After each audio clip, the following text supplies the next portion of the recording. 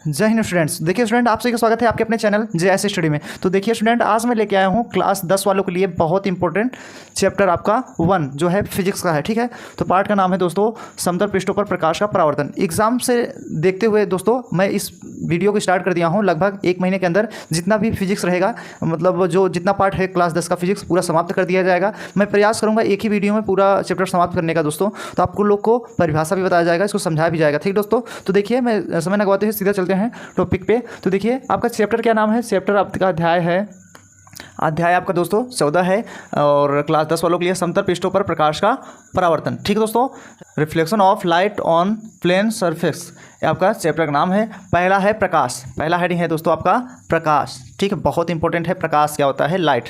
ठीक दोस्तों, तो देखिए दोस्तों प्रकाश क्या होता है। प्रकाश एक प्रकार की ऊर्जा है जो हमारी दृष्टि ज्ञान को क्या करती है, जागृत करती है या उत्साहित करती है। यही क्या कहलाएगा? प्रकाश। प्रकाश एक प्रकार की ऊर्जा है जो हमारे दृष्टि ज्ञान को जागृत या उत्साहित करता है, प्रकाश कहलाता है। ठीक दोस्तों, समझ में आया? देखिए दोस्तों, जैसे हम लोग अंधेरे में रहते हैं, अगर कहीं भी अगर देखिए हम लोग अगर अंधेरे कमरे में जाते हैं, कुछ भी सामान अगर हेरना हो गया, खोजना हो गया, जैसे मान लीजिए ब्रेंच पे मोबाइल हो गया, उस समय अगर हेरने जाएंगे अंधेरे कमरे में नहीं दिखाई देता तो हम लोग ऐसे ऐसे हेरते हैं ना। अगर लाइट जब रहती तो हम लोग पता चल जाता है हाँ यहाँ मोबाइल है तो अपना ले लेते हैं। ये किससे? अगर लाइट रहती तो पता चल जाता है ना। तो हमारी दृष्टि ज्ञान को जागृत करता है ना, मतलब प्रकाश है जो उत्साहित कर रहा है। प्रकाश एक प्रकार की ऊर्जा है जो हमारे दृष्टि ज्ञान को क्या कर रहा है, बता रहा है, जागृत कर रहा है। यही प्रकाश कहलाता है। ठीक दोस्तों, समझ में आया? प्रकाश एक प्रकार की ऊर्जा है जो हमारे दृष्टि ज्ञान को क्या कर रहा है, जागृत करता है, बताता है ना, यह प्रकाश कहलाता है। ठीक दोस्तों, देखिए डिफिनेशन मैं यहाँ पर लिख दे रहा हूँ। ठीक है, प्रकाश एक प्रकार की ऊर्जा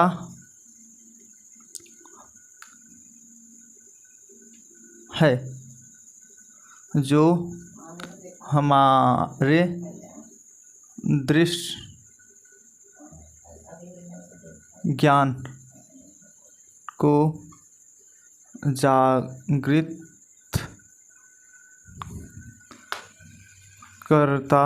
जागृत करता है, प्रकाश कहलाता है। ठीक दोस्तों, तो प्रकाश का परिभाषा आई होप समझ में आ गया होगा। प्रकाश एक प्रकार की ऊर्जा है जो हमारे दृष्टि ज्ञान को जागृत या उत्साहित करता है, प्रकाश कहलाता है। ठीक दोस्तों, समझ में आना? प्रकाश एक प्रकार की ऊर्जा है जो हमारे दृष्टि ज्ञान को जागृत या उत्साहित करता है, प्रकाश कहलाता है। ठीक दोस्तों, तो देखिए अगला हेडिंग क्या है दोस्तों, प्रकाश के स्रोत। प्रकाश के स्रोत।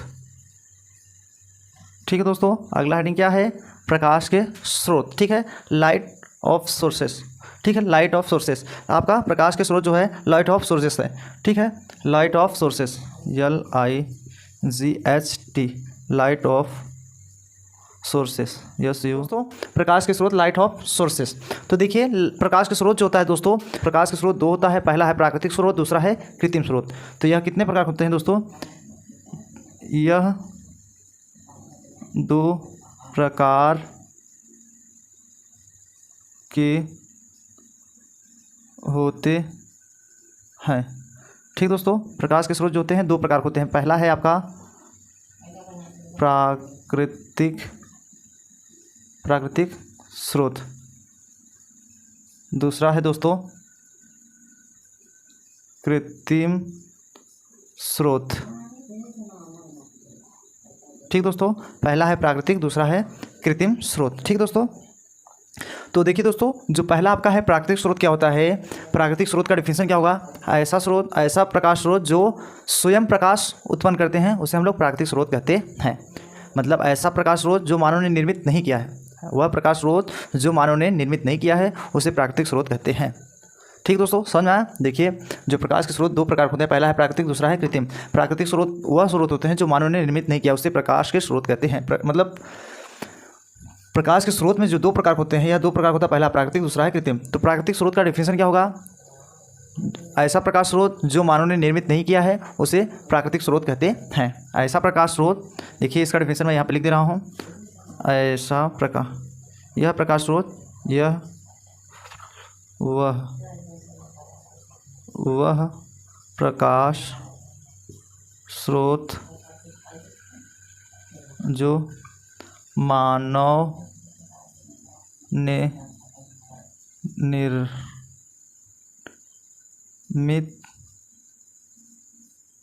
नहीं किया है उसे प्राकृतिक स्रोत कहते हैं। ठीक दोस्तों, देखिए प्राकृतिक स्रोत क्या होता है दोस्तों, वह प्रकाश स्रोत जो मानव ने निर्मित नहीं किया है उसे प्राकृतिक स्रोत कहते हैं। जैसे में क्या हो जाएगा दोस्तों, जैसे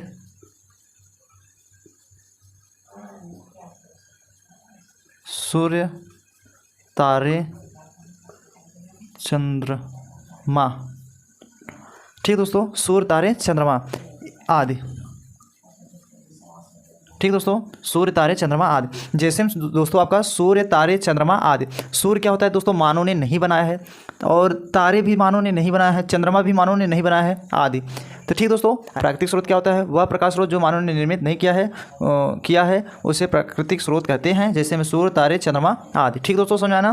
तो अगला क्या हो जाएगा, कृत्रिम स्रोत क्या होगा दोस्तों, वह प्रकाश स्रोत जो मानव ने निर्मित किया है, वह प्रकाश स्रोत। तो देखिए इसका डिफिनेशन क्या हो जाएगा, वह प्रकाश स्रोत जो मानव ने निर्मित किया है उसे कृत्रिम स्रोत कहते हैं। कृत्रिम स्रोत कहते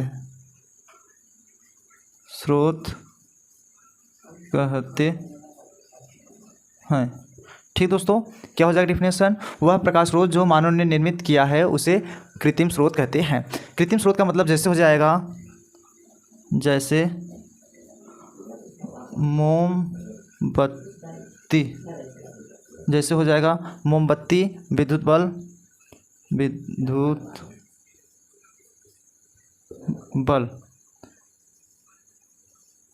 मोमबत्ती, विद्युत बल्ब, लालटेन इत्यादि।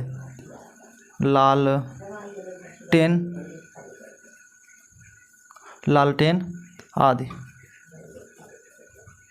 ठीक दोस्तों, देखिए कृत्रिम स्रोत क्या होता है, वह प्रकाश स्रोत जो मानव ने निर्मित किया है उसे कृत्रिम स्रोत कहते हैं। वह प्रकाश स्रोत जो मानव ने निर्मित किया है, मतलब अपने हाथ से बनाया हुआ है, उसे कृत्रिम स्रोत कहते हैं। जैसे मोमबत्ती जो है मनुष्य ने बनाया है अपने हाथ से ही, और विद्युत बल्ब भी बनाया है, लालटेन इत्यादि। ठीक दोस्तों, पहले ज़माने में जो था, पहले 2010, 11, 12 में दोस्तों लालटेन, जो हम लोग के ज़माने में लालटेन जो था बहुत यूज़ होता था। इस समय लालटेन है, विद्युत बल्ब ज़्यादा यूज़ हो रहा है। तो ये सब चीज़ें क्या है, सभी मनुष्य ने ही बनाया है ना। तो मनुष्य जो बनाया है वो क्या हो जाएगा, कृत्रिम स्रोत। वह प्रकाश स्रोत जो मानव ने निर्मित किया है, निर्मित का मतलब जो मनुष्य बनाया हुआ है, वो हो जाएगा कृत्रिम स्रोत। ठीक है, जो वह प्रकाश स्रोत जो मानव ने निर्मित किया है उसे कृत्रिम स्रोत कहते हैं। जैसे मोमबत्ती, विद्युत बल्ब, लालटेन इत्यादि। ठीक दोस्तों, समझ में आता है। देखिए अगला हेडिंग क्या है, प्रकाश के स्रोतों को निम्न दो प्रकार के होते हैं। प्रकाश के स्रोत जो होते हैं दोस्तों, निम्न दो प्रकार के होते हैं। पहला है दीप्त प्रकाश स्रोत। ठीक, दीप्त प्रकाश स्रोत। ठीक दोस्तों, पहला है दीप्त प्रकाश स्रोत। ठीक है, ये पहला है दीप्त प्रकाश स्रोत, दूसरा है अदीप्त प्रकाश स्रोत। अदीप्त प्रकाश स्रोत, प्रकाश स्रोत। ठीक है, पहला दीप्त, दूसरा है अदीप्त प्रकाश स्रोत। तो देखिए दोस्तों, जो दीप्त प्रकाश स्रोत होता है इसे हम लोग प्रदीप्त प्रकाश स्रोत भी बोल सकते हैं। तो इसके जगह पे भी हम लोग क्या लिख सकते हैं, प्रदीप्त भी लिख सकते हैं। प्रदीप्त प्रकाश स्रोत बोल सकते हैं या दीप्त प्रकाश स्रोत, ये दोनों एक ही है। ठीक, और अगला क्या है, अदीप्त प्रकाश स्रोत। ठीक दोस्तों, ये दो भागों में, मतलब इसको हम दीप्त प्रकाश स्रोत को प्रदीप्त प्रकाश स्रोत भी बोल सकते हैं, और अदीप्त प्रकाश स्रोत यहाँ पे लिखा है। ये दो प्रकार होता है, मैंने यहाँ पे दो लिख दिया है। ठीक है, प्रकाश के स्रोतों को निम्न दो प्रकार के होते हैं। पहला है दीप्त प्रकाश स्रोत, वे प्रकाश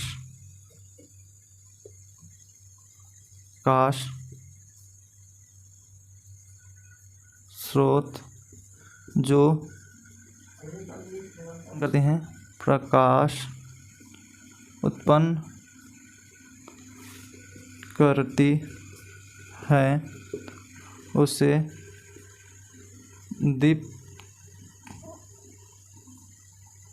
दीप्त या प्रदीप्त प्रकाश स्रोत कहते हैं। प्रकाश स्रोत कहते हैं। ठीक दोस्तों, देखिए स्रोत जो है उसे वस्तुएं बोल सकते हैं ना। वे प्रकाश स्रोत जो स्वतः प्रकाश उत्पन्न करती हैं उसे दीप्त या प्रदीप्त प्रकाश स्रोत कहते हैं, या दीप्त या प्रदीप्त वस्तुएं भी कह सकते हैं। ठीक है दोस्तों, समझ में आया ना।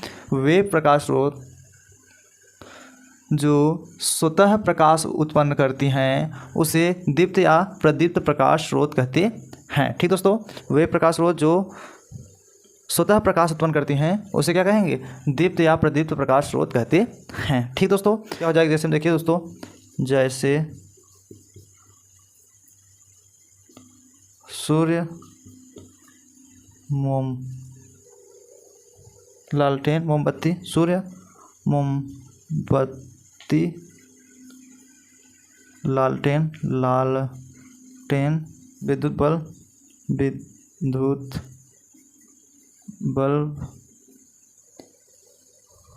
आदि। ठीक दोस्तों, देखिए जैसे हम क्या हो जाएगा, सूर्य, मोमबत्ती, लालटेन, विद्युत बल्ब आदि। ये क्या होती हैं दोस्तों? ये स्वतः प्रकाश उत्पन्न करती हैं। ठीक दोस्तों, जैसे वे प्रकाश स्रोत जो स्वतः प्रकाश, ये जो है प्रकाश, सूर्य, मोमबत्ती, लालटेन, विद्युत बल्ब आदि, ये सभी क्या है? स्वतः प्रकाश उत्पन्न करती हैं। ठीक दोस्तों, आई होप आपको अच्छे समझ में आ गया होगा। अब देखिए आपका दूसरा क्या है? अदीप्त प्रकाश स्रोत क्या होता है दोस्तों? हेडिंग क्या है आपका? अदीप्त प्रकाश स्रोत। तो देखिए इसका डिफिनेशन क्या होगा? वे प्रकाश स्रोत जो स्वयं प्रकाश उत्पन्न नहीं करती। वे प्रकाश स्रोत, यहाँ लिख दीजिए, वे प्रकाश स्रोत जो स्वयं प्रकाश उत्पन्न नहीं करती। स्रोतों से दीप्त प्रकाश। देखिए वे प्रकाश स्रोत जो स्वतः प्रकाश उत्पन्न नहीं करती बल्कि दीप्त प्रकाश स्रोतों के प्रकाश को परावर्तित करती है उसे दीप्त प्रकाश स्रोत कहते हैं। वे प्रकाश स्रोत जो स्वतः प्रकाश उत्पन्न नहीं करती बल्कि दीप्त स्रोतों के प्रकाश को परावर्तित करती हैं तो उसे अदीप्त प्रकाश स्रोत कहते हैं। तो जैसे हम क्या हो जाएगा? चंद्रमा,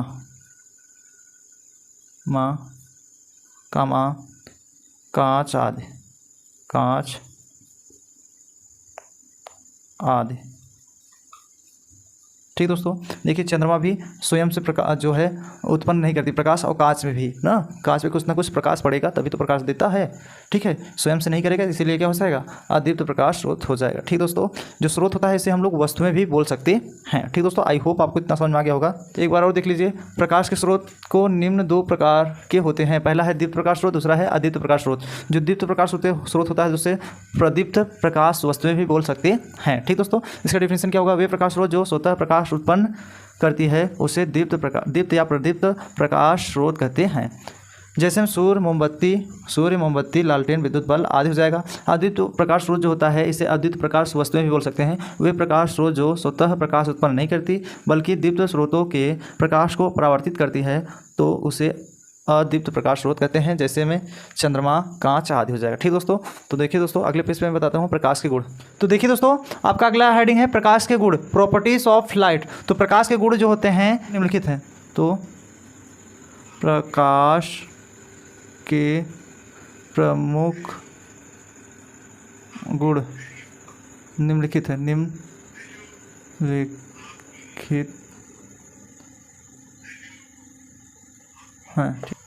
प्रकाश के प्रमुख गुण क्या है? निम्नलिखित है। तो इसमें देखिए आपका पहला जो है दोस्तों, प्रकाश स्वयं अदृश्य होता है परंतु इसकी उपस्थिति में हमें वस्तुएं दिखाई देती हैं। ठीक है, पहला जो है प्रकाश स्वयं अदृश्य होता है परंतु इसकी उपस्थिति में हमें वस्तुएं दिखाई देती हैं।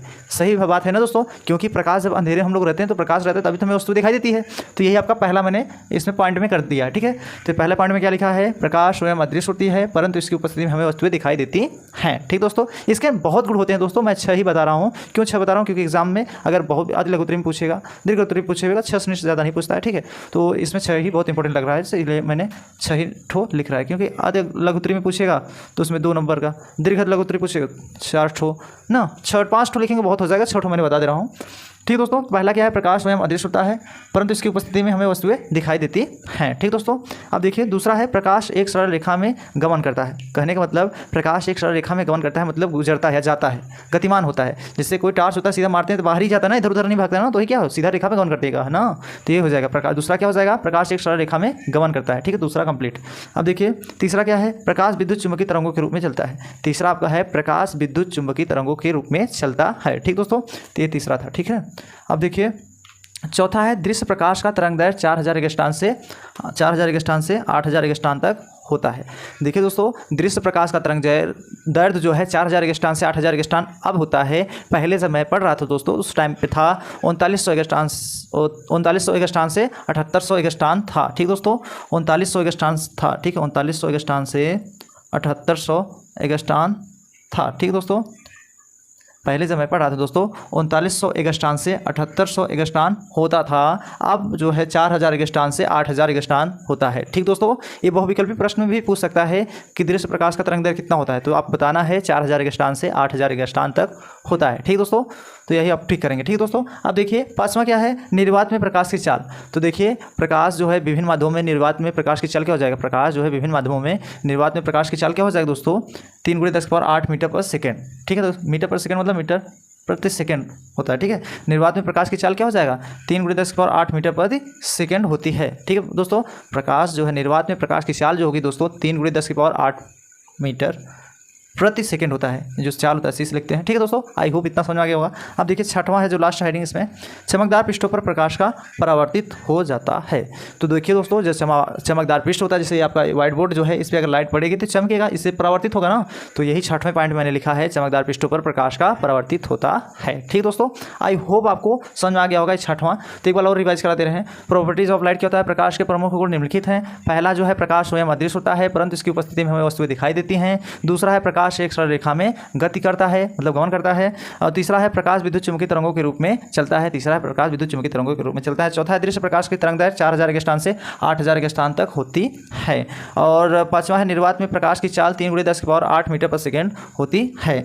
और छठा है चमकदार पृष्ठों पर प्रकाश का परावर्तन हो जाता है। ठीक दोस्तों, तो दोस्तों देखिए आपका अगला हेडिंग है प्रकाशित माध्यम।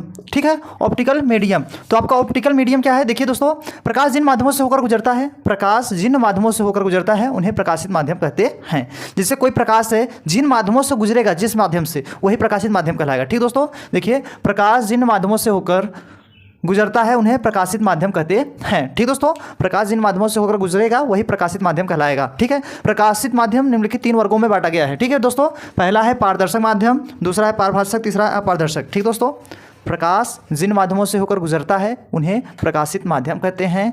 प्रकाशित माध्यम निम्नलिखित 3 वर्गों में बांटा गया है दोस्तों। पहला है पारदर्शक, दूसरा है पारभाषक, तीसरा है अपारदर्शक। पारदर्शक माध्यम क्या, जिन माध्यमों से प्रकाश का अधिकांश भाग गुजरता है, जिन माध्यमों में प्रकाश का अधिकांश भाग गुजरता है उन्हें पारदर्शक माध्यम कहते हैं। देखिए दोस्तों, पारदर्शक माध्यम क्या है, जिन माध्यमों से प्रकाश का अधिकांश भाग गुजरता है उन्हें पारदर्शक माध्यम कहते हैं। एग्जाम्पल के लिए वायु, कांच आदि।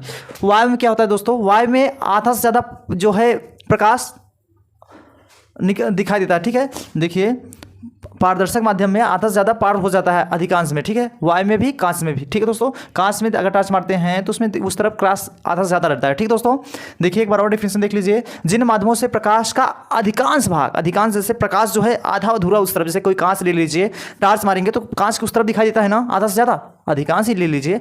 जिन माध्यमों से प्रकाश का अधिकांश भाग गुजरता है उन्हें पारदर्शक माध्यम कहते हैं। ठीक दोस्तों, देखिए जिन माध्यमों से प्रकाश का अधिकांश भाग गुजरता है उन्हें पारदर्शक माध्यम कहते हैं। एग्जाम्पल के लिए क्या हो जाएगा, वायु, कांच आदि। ठीक दोस्तों, आया समझ में। अब देखिए आपका अगला हेडिंग है पारभाषक माध्यम। अगला हेडिंग क्या है दोस्तों, पारभाषक माध्यम। पारभाषक में माध्यम क्या हो जाएगा, आंशिक लेना पड़ेगा। ठीक है, जिन माध्यमों से प्रकाश का केवल आंशिक भाग ही गुजरता है उन्हें पारभाषक माध्यम कहते हैं। जिन माध्यमों से प्रकाश का केवल आंशिक मतलब थोड़ा सा आंशिक भाग ही गुजरता है उन्हें पारभाषक माध्यम कहते हैं। ठीक दोस्तों, जैसे में क्या हो जाएगा, एग्जाम्पल के लिए क्या हो जाएगा आपका दूषित जल, घिसा हुआ कांच, तेलीय कागज। दूषित जल में जो रहेगा दोस्तों, कोई गिलास में पानी ले लीजिए, उसमें अगर ज़्यादा मतलब दूषित रहता है, गंदा रहता है, मिट्टी उट्टी वगैरह रहते हैं तो उसमें ज़्यादा नहीं दिखाई देता ना, आंशिक भाग ही थोड़ा सा दिखाई देता है, क्योंकि अगर मिट्टी रहता है तो जो उसके नीचे का पेनी टाइप रहता है वो दिखाई नहीं देता, आंशिक भाग थोड़ा सा दिखाई देता है।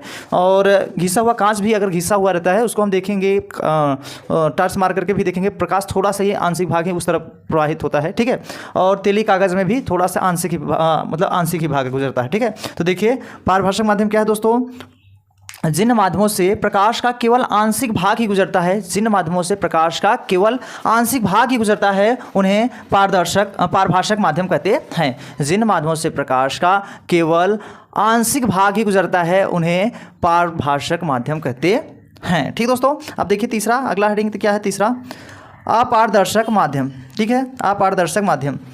ठीक दोस्तों, तो अपारदर्शक माध्यम क्या होता है, जिन माध्यमों से प्रकाश का कोई भी भाग नहीं गुजर पाता, जिन माध्यमों से प्रकाश का कोई भी भाग नहीं गुजर पाता उन्हें अपारदर्शक माध्यम कहते हैं। ठीक दोस्तों, जिन माध्यमों से प्रकाश का कोई भी भाग नहीं गुजर पाता उन्हें अपारदर्शक माध्यम कहते हैं। एग्जाम्पल के लिए क्या हो जाएगा, लकड़ी, लोहा आदि। लकड़ी में क्या होगा दोस्तों, अगर टॉर्च मारेंगे तो उसमें प्रकाश कोई भी भाग उस तरफ दिखाई नहीं देगा, लोहा में भी नहीं दिखाई देगा, इसलिए एग्जाम्पल के लिए हो जाएगा उसमें कोई भी भाग गुजर नहीं पाएगा। जिन माध्यमों से प्रकाश का कोई भी भाग नहीं गुजर पाता उन्हें अपारदर्शक माध्यम कहते हैं। ठीक दोस्तों, एग्जाम्पल के लिए लकड़ी, लोहा आदि। ठीक दोस्तों, देखिए अगला हेडिंग क्या है, तो देखिए दोस्तों आपका अगला हेडिंग क्या है, प्रकाश किरण। ठीक है, लाइट रे। ठीक दोस्तों, तो देखिए इसका डिफिनेशन क्या होगा, जब प्रकाश किसी पारदर्शी माध्यम में सरल रेखा में गमन करता है तब प्रकाश के पथ को प्रकाश किरण कहते हैं। ठीक दोस्तों, देखिए जब प्रकाश किसी पारदर्शी माध्यम में सरल रेखा में गमन करता है तब प्रकाश के पथ को प्रकाश किरण कहते हैं तथा प्रकाश किरणों के समूह को प्रकाशपुंज कहते हैं। ठीक दोस्तों, तथा प्रकाश किरणों के समूह को प्रकाशपुंज कहते हैं। प्रकाशपुंज तीन प्रकार के होते हैं, प्रकाशपुंज जो है तीन प्रकार के होते हैं, या प्रकाशपुंज निम्नलिखित तीन प्रकार के हो सकते हैं, जैसे भी मन करे आप लोग लिख सकते हैं। ठीक है दोस्तों, तो देखिए एक बार और देख लीजिए, जब प्रकाश किसी पारदर्शी माध्यम में सरल रेखा में गमन करता है तब प्रकाश के पथ को प्रकाश किरण कहते हैं तथा प्रकाश किरणों के समूह को प्रकाशपुंज कहते हैं। प्रकाशपुंज तीन प्रकार के होते हैं। ठीक दोस्तों, जब प्रकाश किसी पारदर्शी माध्यम में सरल रेखा में गमन करता है तब प्रकाश के पथ को प्रकाश किरण कहते हैं तथा प्रकाश किरणों के समूह को प्रकाशपुंज बीम कहते हैं। प्रकाशपुंज तीन प्रकार के होते हैं, पहला है अभिसारी प्रकाशपुंज, ठीक है, दूसरा है अपसारी प्रकाशपुंज, तीसरा है समांतर प्रकाशपुंज। ठीक दोस्तों, तो पहला जो है अभिसारी प्रकाशपुंज, कंवर्जेंट बीम ऑफ लाइट, और दूसरा है डिवेजेंट बीम ऑफ लाइट, तीसरा है पैरेलल बीम ऑफ लाइट। तो देखिए इसमें पहला जो है अभिसारी प्रकाशपुंज जो है, जब प्रकाश की समस्त किरणें एक ही बिंदु पर मिलती हैं, जब प्रकाश की समस्त किरणें एक ही बिंदु पर मिलती हैं तो उन प्रकाश किरणों के समूह को अभिसारी प्रकाशपुंज कहते हैं। ठीक दोस्तों, जब प्रकाश की समस्त किरणें एक ही बिंदु पर मिलती हैं तो उन प्रकाश किरणों के समूह को अभिसारी प्रकाशपुंज कहते हैं। जैसे देखिए दोस्तों, ये आपका एक बिंदु है, ठीक है, अब इस पर ऐसे प्रकाश आया, ठीक है, इधर से भी आया और इधर से भी इधर गया, तो इस पर गया है, ठीक है, यहाँ पे ऐसे एक ही बिंदु पे जा रहा है ना। देखिए जब प्रकाश की समस्त किरणें एक ही बिंदु पर मिलती हैं तथा उन प्रकाश किरणों के समूह को अभिसारी प्रकाशपुंज कहते हैं। देखिए दोस्तों, ये एक बिंदु है, ठीक है, जब प्रकाश की समस्त किरणें इधर की किरणें इधर की, जब प्रकाश की समस्त किरणें एक ही बिंदु पर मिलती हैं, यहाँ से जाके मिल रही हैं, यहाँ से और यहाँ से एक ही बिंदु पर मिलती हैं तो उन प्रकाश किरणों के समूह को अभिसारी प्रकाशपुंज कहते हैं। ठीक दोस्तों, समझ में आया ना, एक ही बिंदु पे क्या कर रही हैं, जब प्रकाश की समस्त किरणें एक ही बिंदु पर आके मिलती हैं तो उन प्रकाश किरणों के समूह को अभिसारी प्रकाशपुंज कहते हैं। जैसे कोई प्रकाश है एक ही बिंदु पर ऐसे आके इधर से आ रहा है, इधर से आके मिल रही हैं, वही प्रकाशपुंज कहलाएगा। अभिसारी प्रकाशपुंज। जब प्रकाश की समस्त किरणें एक ही बिंदु पर आके मिलती हैं तो उन प्रकाश किरणों के समूह को अभिसारी प्रकाशपुंज कहते हैं। ठीक दोस्तों, ये पहला कंप्लीट। अब देखिए दूसरा जो है अपसारी प्रकाशपुंज। अपसारी प्रकाशपुंज क्या होता है? जब प्रकाश की समस्त किरणें एक ही बिंदु से आती हुई प्रतीत होती हैं। जब प्रकाश की समस्त किरणें एक ही बिंदु पर आती हुई प्रतीत होती हैं, जैसे देखिए इसका डायग्राम क्या हो जाएगा, यहाँ पे एक ही बिंदु पर आती हुई प्रतीत होती हैं तो उन प्रकाश किरणों को समूह को अपसारी प्रकाशपुंज कहते हैं। जब प्रकाश की समस्त किरणें एक ही बिंदु से आती हुई प्रतीत होती हैं तो उन प्रकाश किरणों के समूह को अपसारी प्रकाशपुंज कहते हैं। ठीक है, देखिए यहाँ से 1 2 3 एक ठो और लगा दीजिए। देखिए इधर से यहाँ पे जा रहा है, ठीक है, ऐसे मैंने बना दिया, इधर से भी ऐसे बना दिया, इधर से भी ऐसे बना दिया और इधर से। ठीक है, अब देखिए एक ये बिंदु है, इधर से इधर जा रहा है, इधर से हम इस तरफ से देखेंगे, देखिए ये हमारे तरफ आ रहा है ना, एक बिंदु है, इधर आ रहा है, इधर, मतलब जब प्रकाश की समस्त किरणें एक ही बिंदु से आती हुई, मतलब आ रही ना मेरे पास, देखिए जब प्रकाश की समस्त किरणें एक ही बिंदु से आती हुई प्रतीत होती हैं तो उन प्रकाश किरणों के समूह को अपसारी प्रकाशपुंज कहते हैं। देखिए यहाँ पे बिंदु है, इधर से प्रकाश इधर से एक ही बिंदु से आ रही है, पहले इधर आई है, फिर इधर, फिर इधर, फिर इधर आ रही ना मेरे पास। देखिए जब प्रकाश की समस्त किरणें एक ही बिंदु से आती हुई प्रतीत होती हैं तो उन प्रकाश किरणों के समूह को अपसारी प्रकाशपुंज कहते हैं। ठीक दोस्तों, समझ में आना। देखिए अब अगला हेडिंग तीसरा, ये दूसरा कंप्लीट। अब तीसरा समांतर प्रकाशपुंज। देखिए समांतर प्रकाशपुंज क्या होता है, इसको हम लोग दर्शा सकते हैं उससे। ठीक है दोस्तों, अब देखिए समांतर प्रकाशपुंज क्या होता है, जब प्रकाश की समस्त किरणें एक दूसरे के समांतर होती हैं, जब प्रकाश की समस्त किरणें एक दूसरे के समांतर होती हैं या बराबर समांतर होती हैं, उन प्रकाश किरणों के समूह को समांतर प्रकाशपुंज कहते हैं। तो देखिए जैसे इसमें ये प्रकाश एक ठो यहाँ पे, एक ठो यहाँ पे कर दीजिए। देखिए इधर से जा रहा है, ठीक है, और इधर से इधर जा रहा है, तीनों समांतर है। देखिए दोस्तों ये इधर जा रहा है, ये भी इधर, इधर है, तो ये क्या है, समांतर प्रकाशपुंज है। ठीक दोस्तों, देखिए जब प्रकाश की समस्त किरणें एक दूसरे के समांतर है, ये जो दूरी है समान है, समांतर है, तो उन प्रकाश किरणों के समूह को समांतर प्रकाशपुंज कहते हैं। जब प्रकाश की समस्त किरणें एक दूसरे के समांतर होती हैं उन प्रकाश किरणों को समांतर प्रकाशपुंज कहते हैं, पैरेलल बीम ऑफ लाइट कहते हैं। ठीक दोस्तों, समझ आना। तो देखिए दोस्तों अगला हेडिंग बताते हैं। तो देखिए दोस्तों आपका अगला हेडिंग है रिफ्लेक्शन ऑफ लाइट, प्रकाश का परावर्तन। देखिए इसका डिफिनेशन क्या होता है, जब प्रकाश किसी समांग माध्यम से चलकर दूसरे माध्यम के तल से टकराता है, टकराने के पश्चात इनका संपूर्ण भाग प्रथम माध्यम में वापस आ जाता है, इस क्रिया को प्रकाश का परावर्तन कहते हैं। तो देखिए दोस्तों मैं ये डिफिनेशन लिख रखा हूँ। देखिए जब प्रकाश एक समांग माध्यम से चलकर दूसरे माध्यम के तल से टकराता है तथा टकराने के पश्चात उनका संपूर्ण भाग लौटकर प्रथम माध्यम में वापस आ जाता है, इस प्रकार की घटना को प्रकाश का परावर्तन कहते हैं। जब प्रकाश किसी समांग माध्यम से चलकर यहाँ दूसरे माध्यम के तल से टकराता है, टकराने के पश्चात इनका संपूर्ण भाग प्रथम माध्यम में वापस आ जाता है, इस क्रिया को प्रकाश का परावर्तन कहते हैं, रिफ्लेक्शन ऑफ लाइट। देखिए एक बार और देखिए दोस्तों, जब प्रकाश एक समांग माध्यम से चलकर दूसरे माध्यम के तल से टकराता है तथा टकराने के पश्चात उनका संपूर्ण भाग लौटकर प्रथम माध्यम में वापस आ जाता है, तो इस प्रकार की घटना को प्रकाश का परावर्तन कहते हैं, रिफ्लेक्शन ऑफ लाइट। ठीक है दोस्तों, समझ में आया। अब देखिए प्रकाश जिस तल से परावर्तित होता है उसे परावर्तक तल M1, M2 कहते हैं। ठीक दोस्तों, प्रकाश जिस तल से परावर्तित होता है उस परावर्तक तल को M1, M2 कहते हैं।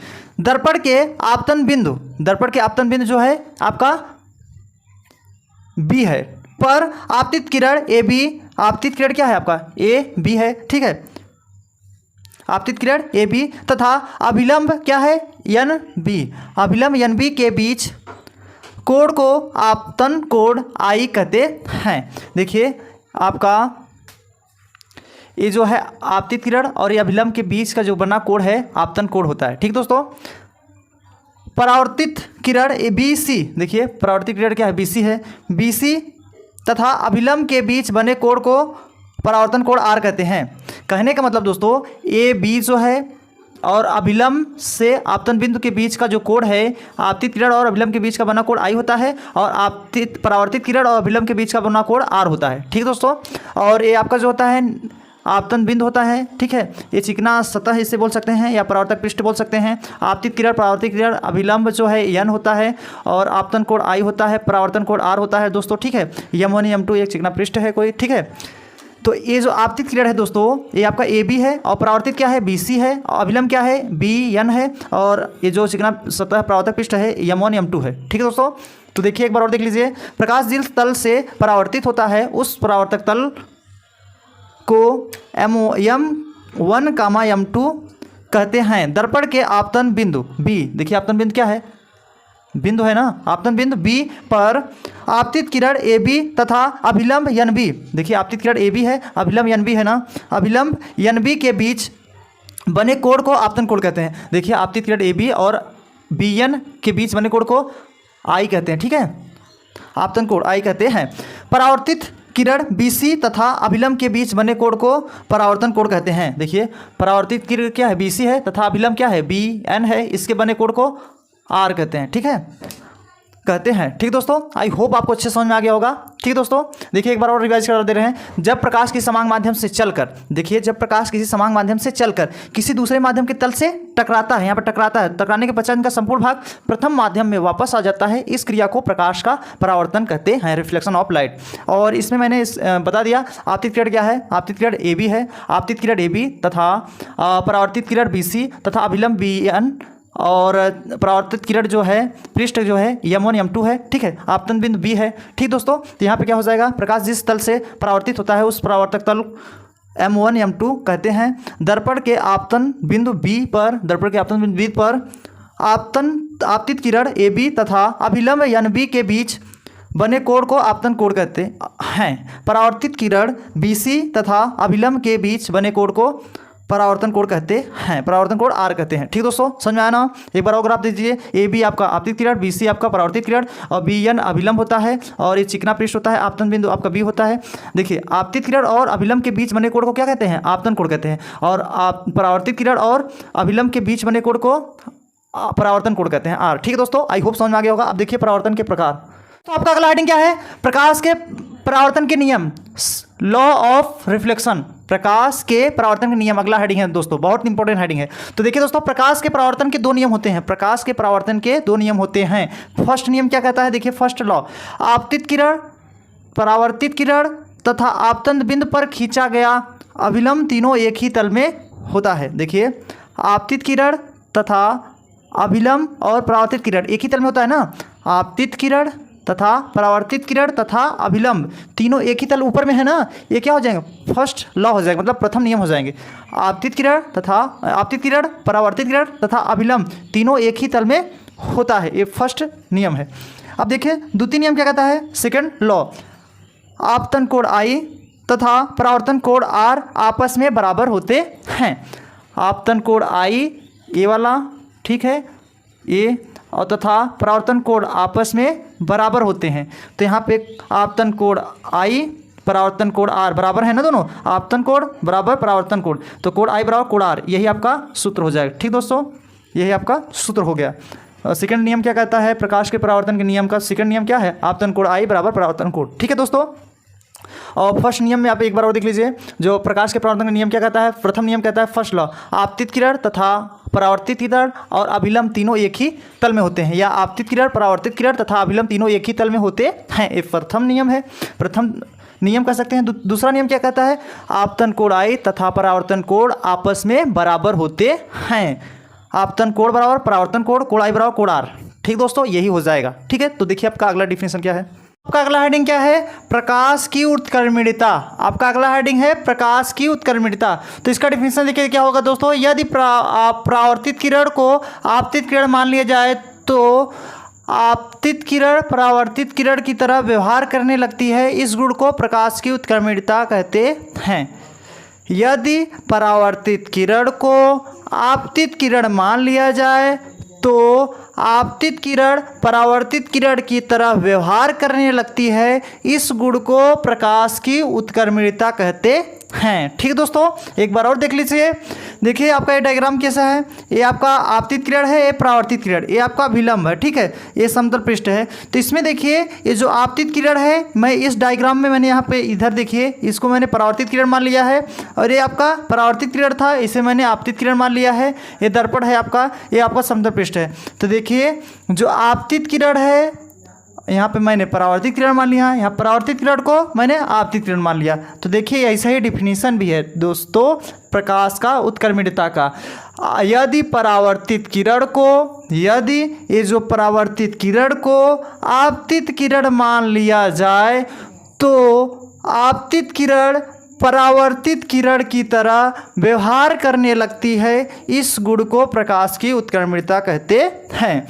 देखिए एक बार और, यदि परावर्तित किरण, यदि ये परावर्तित किरण, देखिए यदि परावर्तित किरण आपतित किरण मान लिया जाए तो आपतित किरण परावर्तित किरण की तरह व्यवहार करने लगती है। इस गुण को प्रकाश की उत्क्रमणीयता कहते हैं। देखिए एक बार और, यदि परावर्तित किरण को आपतित किरण मान लिया जाए तो आपतित किरण परावर्तित किरण की तरह व्यवहार करने लगती है। यही गुण को प्रकाश की उत्क्रमणीयता कहते हैं। ठीक है, देखिए आपतित किरण और परावर्तित, ये आपतित था मैंने परावर्तित मान लिया, परावर्तित को आपतित मान लिया है। ठीक है, इसी गुण को प्रकाश की उत्क्रमणीयता कहते हैं। यदि परावर्तित किरण को आपतित किरण मान लिया जाए तो आपतित किरण परावर्तित किरण की तरह व्यवहार करने लगती है। इस गुण को प्रकाश की उत्क्रमणीयता कहते हैं। ठीक दोस्तों, समझ में आया? अब देखिए अगला हेडिंग। तो आपका अगला हेडिंग क्या है? इमेज। ठीक है, प्रतिबिंब। दर्पण में बनी आकृति को वस्तु का प्रतिबिंब कहते हैं। दर्पण में बनी आकृति को वस्तु का प्रतिबिंब कहते हैं। प्रतिबिंब दो प्रकार के होते हैं। पहला है वास्तविक प्रतिबिंब, रियल इमेज, या आभासी प्रतिबिंब, वर्टिकल इमेज। ठीक है दोस्तों, तो देखिए दोस्तों वास्तविक प्रतिबिंब क्या होता है? यदि किसी बिंदु वस्तु से चलने वाली प्रकाश किरणें परावर्तन के पश्चात जिस बिंदु पर वास्तव में मिलती हैं उस बिंदु वस्तु का वास्तविक प्रतिबिंब कहते हैं। ठीक है दोस्तों, जब यदि किसी बिंदु वस्तु से चलने वाली प्रकाश किरणें परावर्तन के पश्चात जिस बिंदु पर वास्तव में मिलती है उस बिंदु वस्तु का वास्तविक प्रतिबिंब कहते हैं। ठीक दोस्तों, एग्जाम्पल क्या हो गया? इस प्रतिबिंब को पर्दे पर प्राप्त किया जा सकता है। ठीक दोस्तों, आपका देखिए दोस्तों एक बार और समझ लीजिए वास्तविक प्रतिबिंब क्या होता है, रियल इमेज।